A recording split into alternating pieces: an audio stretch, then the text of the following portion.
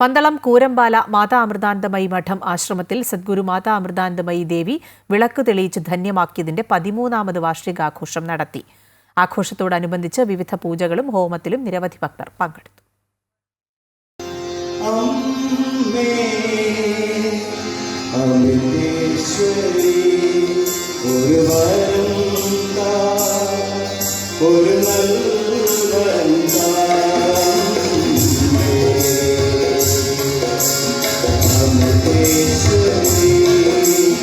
ഗണപതി ഹോമത്തോടെയാണ് വിശേഷാൽ പൂജകൾക്ക് തുടക്കം കുറിച്ചത്.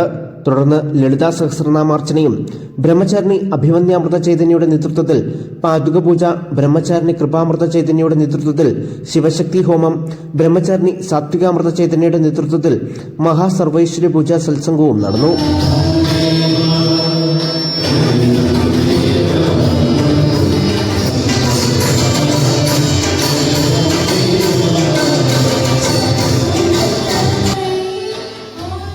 വിശേഷാൽ പൂജകളിലും ആരതിയിലും നിരവധി ഭക്തർ പങ്കെടുത്തു.